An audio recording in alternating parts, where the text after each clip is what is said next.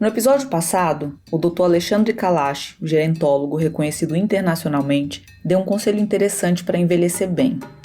Ele disse que é preciso acumular 4 capitais. Acumular saúde, um recurso que naturalmente vai se fragilizando com o processo de envelhecimento do corpo. O capital do conhecimento, que é estar atualizado na sua profissão, no seu ambiente familiar, tanto com tecnologias como com assuntos. O capital financeiro, que é o mais difícil de acumular, porque depende muito da sociedade em que a gente vive e das oportunidades que a gente tem. E o capital social. E foi esse último, o capital social, que mais me chamou a atenção. Porque alguém que passou a vida tentando apenas sobreviver, conseguir comer todos os dias, escapar da violência, educar os filhos, trabalhar com dignidade, quanto sobra para ter um propósito de vida para além dessa sobrevivência?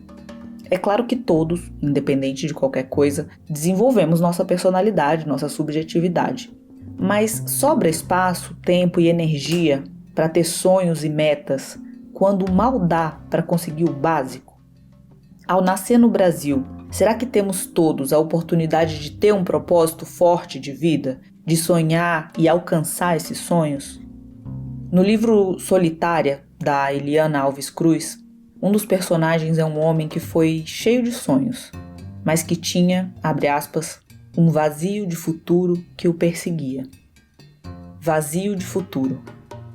E nesse vazio, esse personagem cai na bebida, na violência doméstica, até ir viver na rua. Eu vou ler um trecho do livro. Quando alguém pergunta se aconteceu algo grave, eu respondo que sim e que não. Não aconteceu nada. E não acontecer nada era grave. Eu mesma conheço um tanto de gente assim, até mesmo na minha família. Gente que caiu nesse vazio de futuro. E essa é uma realidade, especialmente para os mais oprimidos na sociedade. Se essa é a sua sensação, de que as portas estão fechadas para você, que o mundo está estruturado para te excluir, como acumular capital social para envelhecer bem?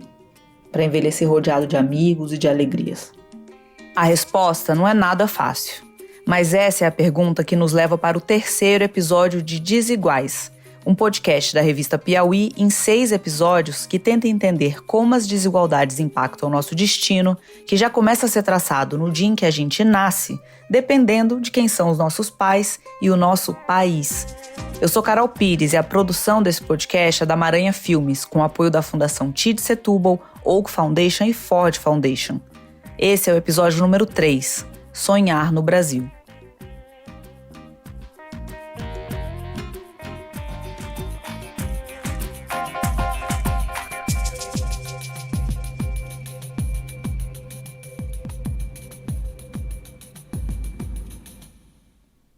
Mas então eu queria que você começasse exatamente contando onde você nasceu e em que família. Eu nasci dia 25 de julho de 1987, na cidade de São Paulo, na zona norte de São Paulo. Bom, minha família é uma família de militantes negros da década de 70 e meu nome vem daí também, né? Eles eram um grupo que ele visava restituir uma história que foi destituída. Então, ele colocou nomes africanos em mim e meus irmãos, todos. Quais são os nomes? Mafwane Odara, Hussane Kamal, Handemba Mutana e Tetemba Dandara. E eu, Kwame Yonathan. Esse é o psicanalista Kwame Yonathan, que fez mestrado em subjetividade e saúde coletiva e recém se formou doutor pela PUC São Paulo.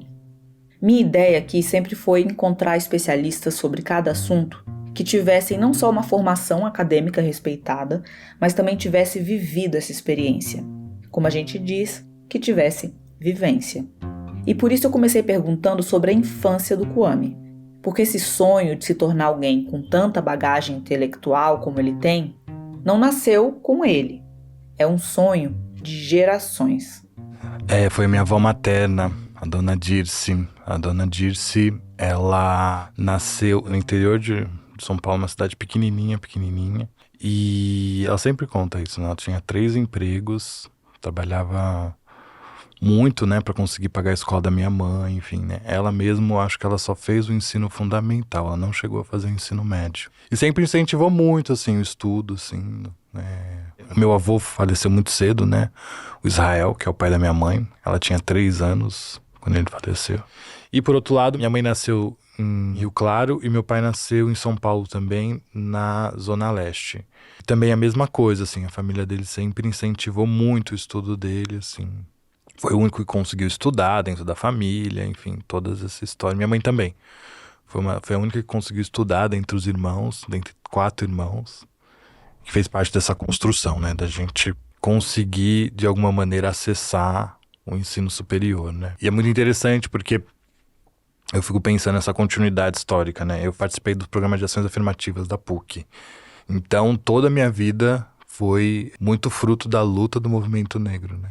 Porque é quase como se esse sonho é geracional, né? Não vem só com você, assim. Nascem, com certeza. Acho que de séculos, né? Pensar que a gente foi sonhado, né? Nós somos corpos sobreviventes, assim, frente a toda tentativa de aniquilação, a gente conseguiu, de alguma maneira, resistir, né? Afirmar nossa existência frente a isso.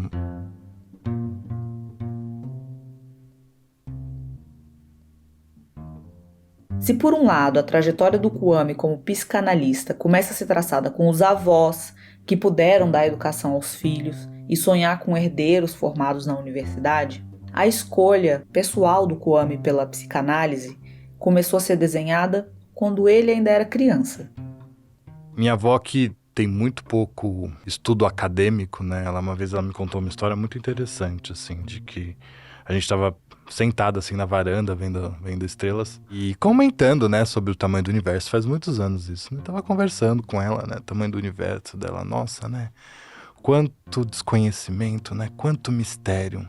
Aí um dia a gente morre e vira parte disso. Eu achei aquilo de uma sabedoria, assim, né, ancestral, eu diria, né, porque ali eu até coloquei isso no meu doutorado, essa história, porque eu achei ali um contato muito rico com um campo vital, né, um campo em que o próprio conhecimento encontra vida, assim. Essa história eu guardo, assim, para minha vida, assim, ela me acompanha, assim, essa ideia de que o mistério nos compõe. Eu tava lendo uma coisa ontem na rua, né? Interessante sobre isso. Que era assim, um desses grafites de rua falando assim: eu não tenho mais o medo da solidão, porque eu entendi que o escuro da noite me compõe.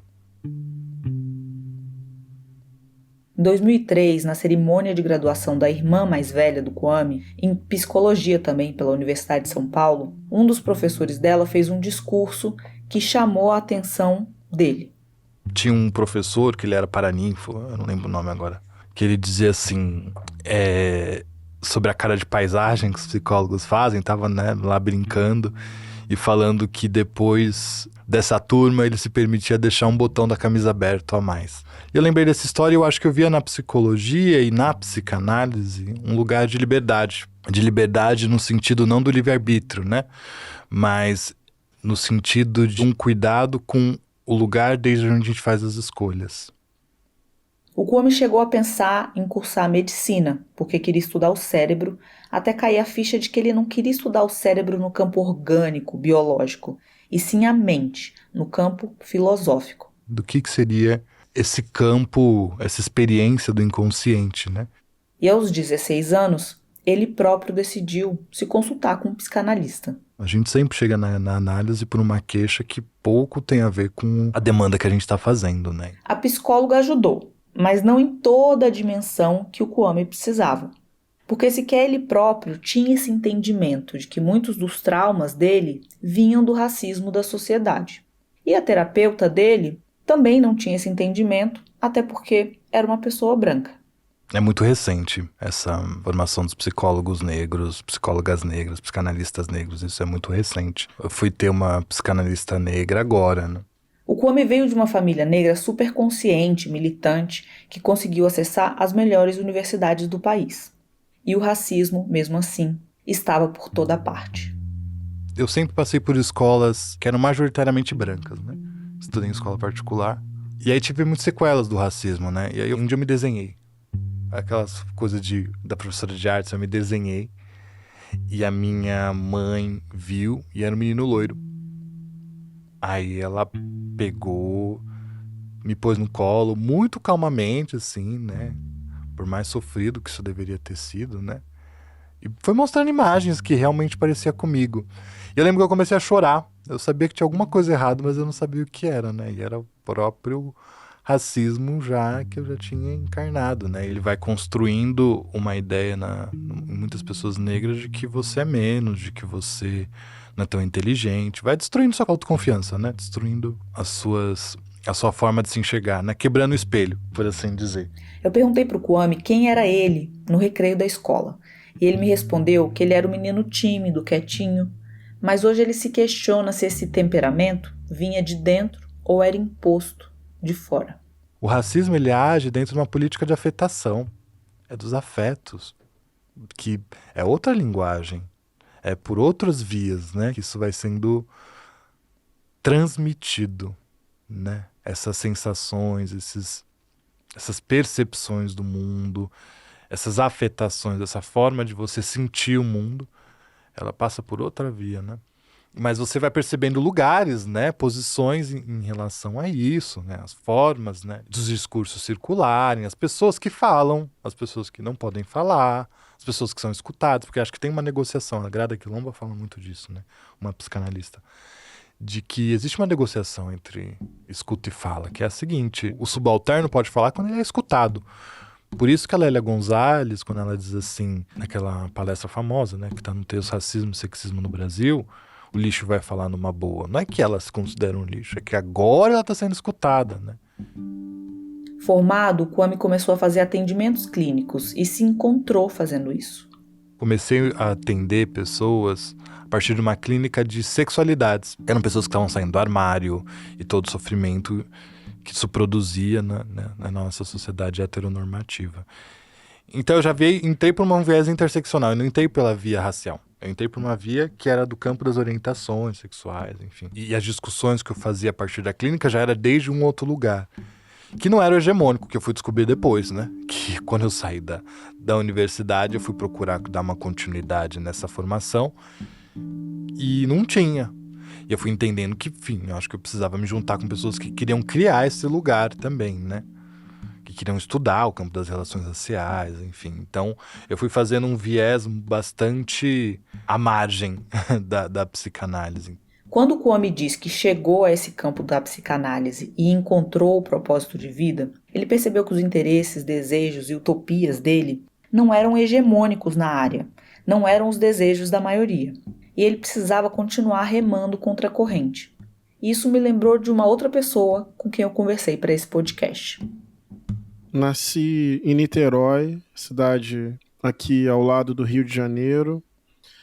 Cresci na zona norte da cidade, num bairro bem popular, que é o bairro do Fonseca. Ali foi a minha infância, num condomínio popular, no pé da Vila Ipiranga, uma favela da zona norte. Eu venho de uma família mais pobre, meu pai, na maior parte do tempo, desempregado, minha mãe, professora do Estado, educação básica. Até os 12 anos nós moramos num quarto, 5 pessoas num quarto, na casa da minha avó. Talvez você tenha reconhecido a voz dele de alguma entrevista, ou quem sabe de uma música do Emicida, talvez de uma live com o Lázaro Ramos, ou talvez do filme Marighella, do Wagner Moura, ou, claro, dos cultos que ele, o pastor Henrique Vieira, lidera na Igreja Batista do Caminho. A vida do pastor Henrique Vieira também tem essa trajetória de filme que parece que não havia outro destino para ele além de ser exatamente quem ele é. Primeiro, porque ele já era religioso desde criancinha. Mais um elemento da minha infância é o evangelho, desde pequenininho. A espiritualidade faz parte de quem eu sou. Então, Papai do Céu, Deus é amor, Jesus como meu melhor amigo, culto em casa, decorando texto bíblico na mente, mas também já guardando no coração. Eu era um menino que novinho já falava com Deus antes de dormir: Papai do Céu, muito obrigado por mais um dia. O pastor Henrique, antes de virar pastor, estudou em escola pública. Eu me sentia ali com menos recursos que os meus amigos da rua. Mas conseguiu uma bolsa de estudos e foi para outra, particular, terminar o ensino médio. E eu lembro de, no recreio, os meus amigos todos descerem para a cantina e comprarem lá um suco e um italiano, que a gente chama em Niterói, acho que no Rio é joelho. Um suco e uma coxinha. Eu nunca tinha. Então, eu lembro dessa coisa de sempre... Aí, me empresta R$1 para eu lanchar? Me dá um pedaço do seu italiano. Isso me incomodava um pouco, mas é uma outra memória que eu tenho. Não tenho dinheiro para lanchar na escola, então são alguns dispositivos que eu tenho que me davam consciência disso. Disso, no caso, da diferença de classe social entre ele e os amigos. Mas apesar dessa desigualdade, ele não só acompanhava os demais, como se destacava nos estudos. No final desse ano, no final de 2003, a escola me procurou e me ofereceu bolsa integral para o ano seguinte, que era o ano do terceiro ano e do pré-vestibular. A escola fazia uma aposta em mim mesmo. E por eu ter conseguido essa bolsa integral, eu pude sair do meu estágio, do meu trabalho de aprendiz nesse escritório de informática. Então eu estava muito feliz. Bolsa integral, saindo de um trabalho que eu não gostava e entrando de férias. Então era um novembro maravilhoso assim na minha vida. Férias, saindo do trabalho, bolsa integral ano que vem. Mas a vida é complexa. Como eu digo lá na minha poesia, na música do Emicida, quem segura o dia de amanhã na mão, não há quem possa acrescentar 1 milímetro a cada estação. Em novembro de 2003, nesse momento bem divertido e bom da minha adolescência, eu tive uma perda aguda, significativa da minha visão. Não foi uma perda total, mas foi uma perda muito importante e muito rápida. Ele foi diagnosticado com neurite óptica bilateral, uma inflamação no nervo óptico que causou uma perda aguda e progressiva da visão. Foi o caos na minha vida, porque de repente eu não lia, não escrevia, não reconhecia as pessoas, não andava sozinho, fazendo uma bateria de exames para tentar entender o que estava acontecendo, minha visão volta, não volta, a visão que eu tenho eu perco. E foi um caos, num momento que eu estava muito bem. E aí não foi nada bom. E naquele momento, como evangélico, você leu esse problema nos olhos como o quê? Um desafio, um aprendizado? Não, a vida. O sofrimento humano é parte da vida, né? Assim, olha, tem o sofrimento causado pela maldade humana e pelas injustiças. Sejam injustiças provocadas por indivíduos ou por lógica e sistemas, né? Então, coisas que poderiam ser evitadas, com justiça social, respeito ao próximo, direitos humanos, cultura de paz, socialização da terra. Ou seja, tem uma margem de sofrimento que é provocada pela própria humanidade, pela maneira como a sociedade se organiza. O sofrimento evitável e o inevitável. Eu penso política por aí. Política é a ação coletiva para poder construir um ambiente mais propenso para que as pessoas possam aproveitar a vida. Basicamente é isso. Mas olha, tem uma margem de sofrimento que não está no cálculo das ações humanas. É uma fragilidade constitutiva da própria vida. Sofrimento que não está no cálculo das ações humanas. É uma fragilidade constitutiva da própria vida. Pessoalmente foi bem importante para mim ouvir essa frase. Uma neurite óptica bilateral, como é que eu interpreto isso? Como a vida. O meu corpo, em algum momento, falhou em alguma coisa. E eu não fico. Eu não tenho assim, uma grande lição que. Eu acho que o ser humano pode conferir sentido e aprender diante do sofrimento. Mas eu não acho que o sofrimento tenha a função a priori de nos fazer aprender algo. Nós podemos lidar com isso provocando sentido. E até do ponto de vista da espiritualidade é assim que eu creio.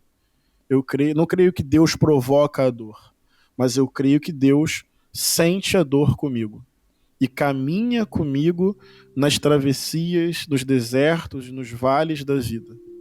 Então não é que Deus provoca o sofrimento para eu aprender. Deus sofre comigo, me consola e me ajuda, e eu posso então aprender com os sofrimentos da vida. Então ali é a fatalidade, a imprevisibilidade, o aleatório, o acaso, é ser vivo. E ser vivo é sujeito necessariamente a esse tipo de coisa. No mesmo período em que o pastor Henrique estava quase cego no ensino médio, ele tinha um professor que o ajudava bastante. E esse professor ajudou a moldar os propósitos que ele, Henrique, teria na vida.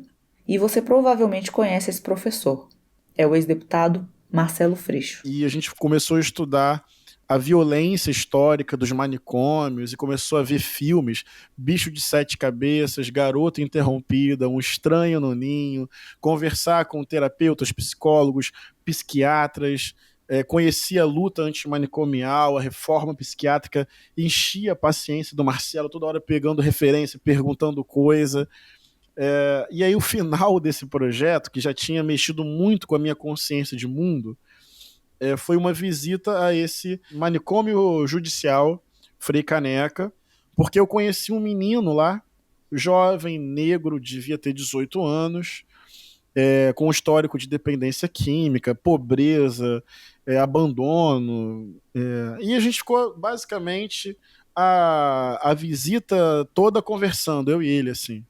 Ele internado, preso, enfim. No final, ele me pergunta assim, ele faz duas perguntas muito singelas, que marcam para sempre a minha vida. Primeiro, ele me pergunta assim: você vai para onde agora? E nunca foi tão estranho eu responder a palavra casa. Aquilo abriu um abismo entre nós. Eu, jovem, de origem pobre e naquele momento classe média baixa, mas eu me senti um rico, um privilegiado, né? Eu ia para casa. Casa, mãe, pai, irmão, irmã, jantar, cobertor, travesseiro, sabe? No dia seguinte vou para a escola. Tinham vários referenciais na palavra casa. E saber que ele ia ficar ali, isso mexeu comigo muito. E depois ele perguntou se eu voltava.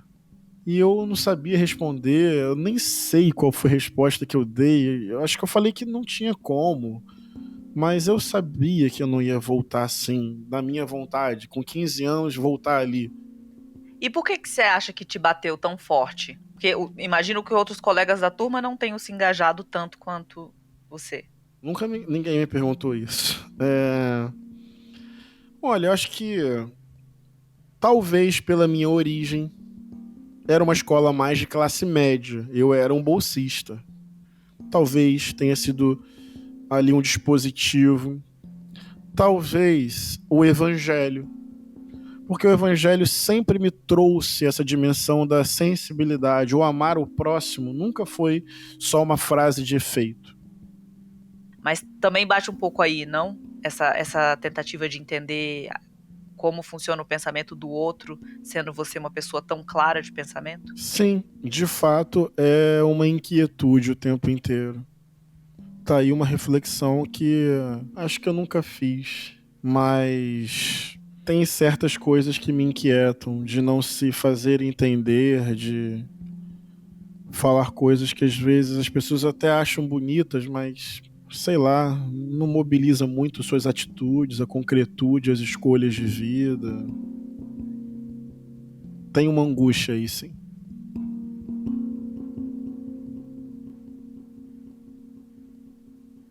O pastor Henrique, como você deve imaginar, conseguiu recuperar a visão.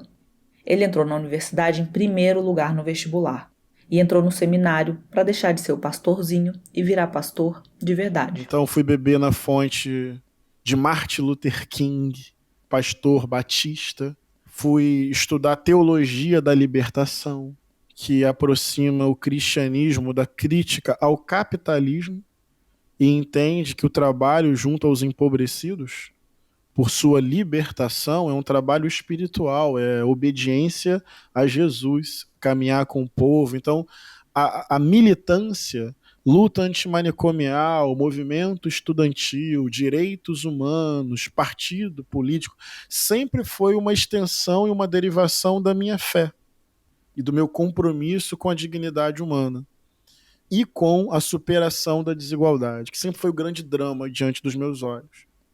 um propósito de vida derivado da fé. Soa como um caminho bonito e de alguma forma fácil, porque te coloca lado a lado com outros cristãos movidos pelo mesmo propósito. Mas não foi bem assim. Dentro da Igreja Batista, entre os seus, o pastor Henrique também se viu como minoria, porque ele e alguns outros jovens estavam contra uma corrente majoritária conservadora.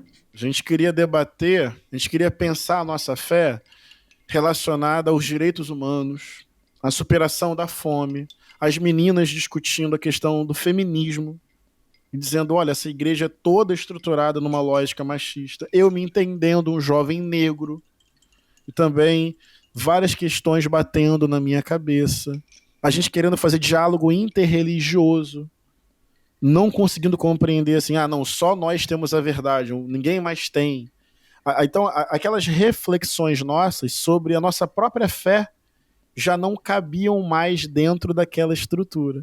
Então, eu era seminarista, e aí foi um processo curioso de expulsão/conciliação. Eu nunca fui expulso, mas a igreja arrumou uma congregação para eu cuidar. Tipo, não fica aqui não, vai com essa galerinha para lá, e lá a gente cresceu, e se auto-organizou como uma igreja batista. Então, a Igreja Batista do Caminho, ela surge, em primeiro lugar, para dar conta do nosso próprio coração.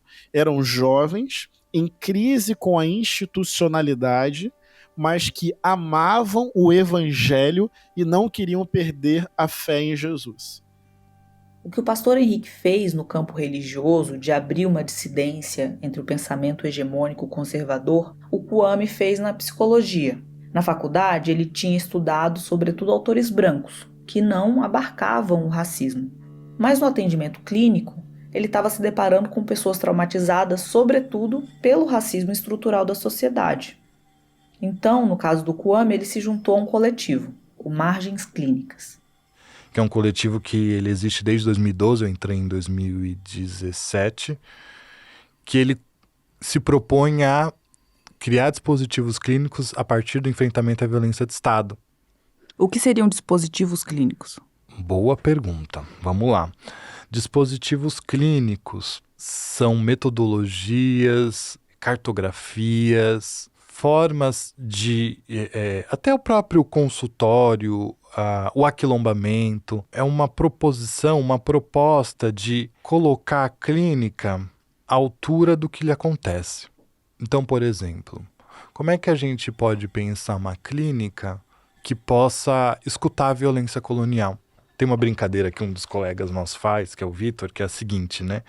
Que se você pegar um médico de 1920 e pôr no consultório, hoje ele não vai saber fazer nada.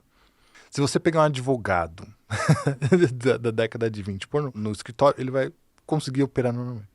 Se você pegar um psicanalista de 1920 e pôr... 1920 não, vamos pegar da década de 50 e pôr hoje... provavelmente ele vai se dar muito bem em muitas escolas, né? Mas o que a gente propõe é assim, talvez a gente precise reformular e reavaliar esse percurso que a psicanálise fez no Brasil, que não considerou o que é o Brasil na sua constituição, nesses atravessamentos coloniais, né? Enfim, em todo esse processo de subjetivação que existiu na América Latina, que existiu no território africano, que existiu, enfim, no território, na terra dos condenados, né? Como diz o Fanon no Condenados da Terra, né?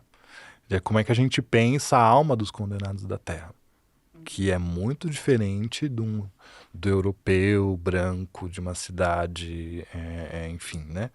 Que não são as mesmas questões, né? Aqui a gente lida com uma desigualdade brutal. E como é que quais efeitos isso tem, né? Na nossa paisagem, a gente tem que ficar desviando de pessoas que estão dormindo na rua. Como é que a gente vai naturalizando isso? E isso, de alguma forma, não tem efeito sobre nós, né? Então, a gente vai construindo a clínica pensando nisso, né? Pensando no né? Mas como é que a gente vai dialogando com outras bases também, né? Então o dispositivo também vem um pouco dessa reavaliação, né, necessária, né, de essa reavaliação crítica, né, e logo clínica, porque muitas vezes é isso, né, não se escuta, Não se escuta o racismo, não se escuta a transfobia, não se escuta a violência doméstica, não se tem noção da dimensão que isso é na nossa realidade, né? Na dimensão que isso produz na subjetividade, né? Uma mulher em situação de violência, enfim, não tem... E aí vão produzindo todas teorizações a partir disso, muito problemáticas. O atendimento psicológico no Brasil não está preparado para o Brasil. Nas universidades, a maioria dos autores estudados são homens brancos europeus, e não ter a leitura sobre a subjetividade negra, sobre racismo e colonialismo é um prato cheio para profissionais acharem que podem dizer para os pacientes que você está exagerando, sofrimento não tem cor, e coisas piores que deslegitimam o paciente. Dados do IBGE mostram que 54% da população brasileira é negra. Entre os mais pobres, eles são 75%. Entre os mortos por armas de fogo, 78%. Os jovens negros têm 45% mais chance do que os brancos de cometer suicídio. É aquilo que a Eliana Alves Cruz diz no livro dela, quando ela fala em vazio de futuro. Então dá para concluir que, além de renda, classe, gênero, raça, uma das métricas para medir a desigualdade também está o direito que nos dão de sonhar. E se não temos todas as ferramentas e oportunidades para desenvolver essa subjetividade e esses sonhos lá no início da vida, não tem como acumular capital social, como o Dr. Alexandre Kalash sugeriu no episódio passado. Sem dúvida, com certeza. Acho que considerar a subjetividade, né? Aqui é o Kwame outra vez. Acho que considerar que não são sujeitos chapados, né? Acho importantíssimo trazer nuances para esses outros indicadores, né? Acho que tende a ser muito profícuos a forma de criação até de políticas públicas sobre isso, né? Se eu falo que você está com um problema no karma, você não vai tomar o diazepam, por exemplo. Se eu falo que você está com falta de poesia, você não vai tomar um benzodiazepínico, né? Entende? Eu estou dizendo isso porque, de fato, há uma disputa, né? Dentro desse campo da saúde mental, em que, majoritariamente, né, a forma da gente nomear os afetos, aquilo que a gente sente, é psiquiátrico, é crise de pânico, é crise de ansiedade, é depressão, e isso não vem do nada. Isso também é uma forma de captura, né, da forma da gente estar no mundo, né, e de a gente responder a isso. O Kwame encontrou um caminho para o desenvolvimento da subjetividade na psicanálise. Fui tentando trabalhar o sonho de diferentes formas, né? Acho que tem essa forma mesmo do sonho enquanto essa manifestação da via, do acesso ao inconsciente. E tem algo que tangencia de longe, que é o sonho enquanto esse processo que a gente foi dizendo de ser sonhado, né? Que tem a ver um pouco com isso, né? De ser como é que a gente foi desejado. Como é que a gente foi... O que a gente consegue projetar a partir disso? Até onde a gente consegue sonhar? Tinha muito a ver com isso também, né? Por que a gente só sonha até aí? Quais são os impedimentos, né, que a gente tem?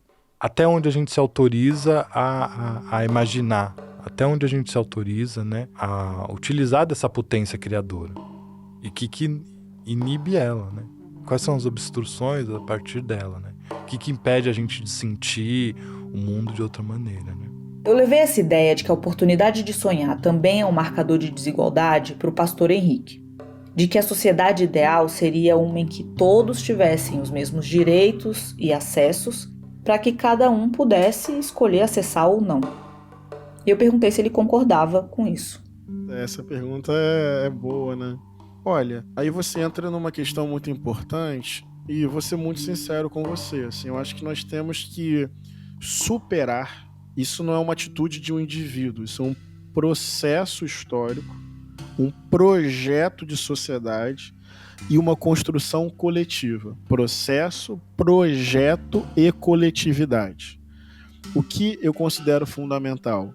Superar todos os mecanismos de exploração e opressão do ser humano sobre outro ser humano.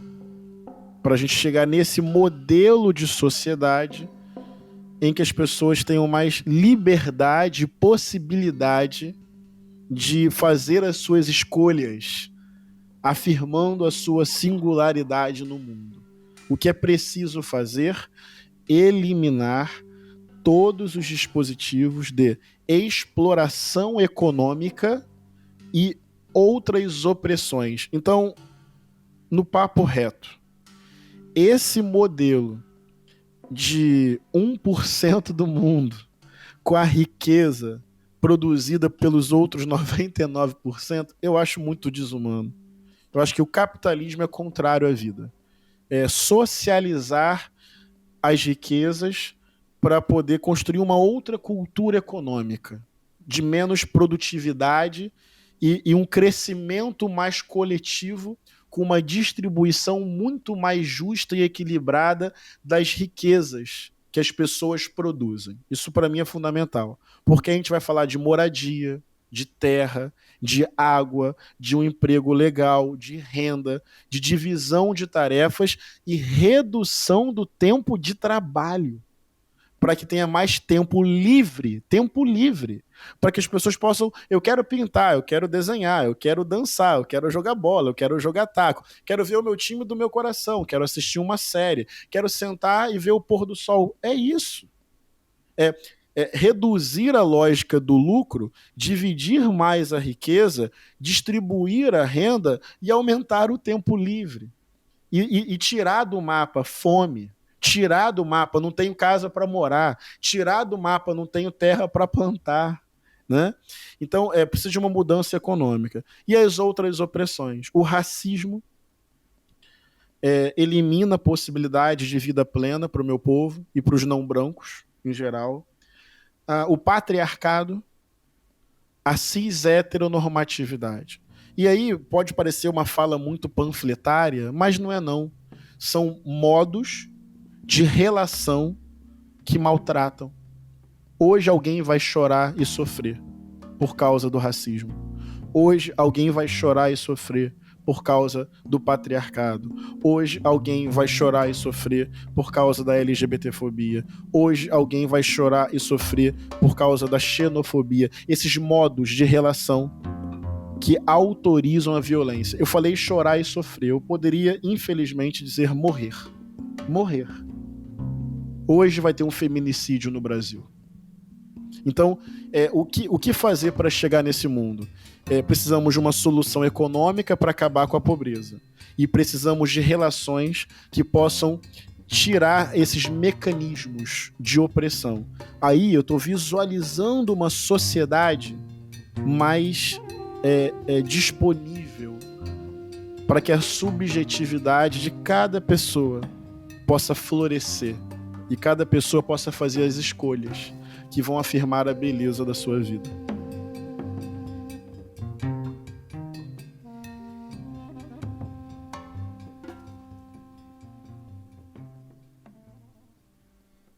Tanto Kwame quanto o pastor Henrique enfrentaram desigualdades, em comum entre eles o racismo, e conseguiram desenvolver um propósito de vida forte, porque as famílias de ambos tiveram estrutura e oportunidade para apoiar a educação deles. E só isso já faz deles exceção no Brasil. Mas essa devia ser a regra.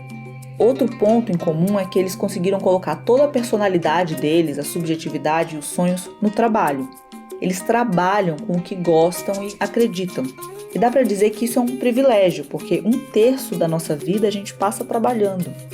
E é sobre isso que a gente vai falar no próximo episódio de Desiguais. Vamos fazer um mergulho nesse assunto que atravessa a vida de todos os brasileiros adultos, o trabalho ou a falta dele.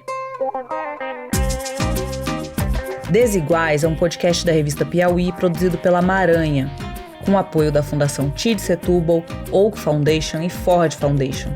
A edição desse episódio é do Eduardo Gomes, com mixagem e masterização de Diogo Saraiva. A arte da capa é do Gabriel Melo Franco. Eu e Ana Luísa Vastag escrevemos esse episódio, que teve a Mari Faria na produção de reportagem. Revisão do roteiro da Fernanda Mena. Pela Maranha, a edição do Bruno Bertogna com assistência da Aline Levinsky. Também participou da sonorização o Derek Cabreira, com músicas da Mantric Mambo. Produção executiva da Juliana Santos, da Rubian Melo e Paula Garcia. Direção criativa do Lucas Doracioto e direção executiva de Tiago Pereira. Pela Piauí, a distribuição é da Maria Júlia Vieira e as redes sociais são coordenadas pelo Fábio Brizola, Emily Almeida e Isa Barros.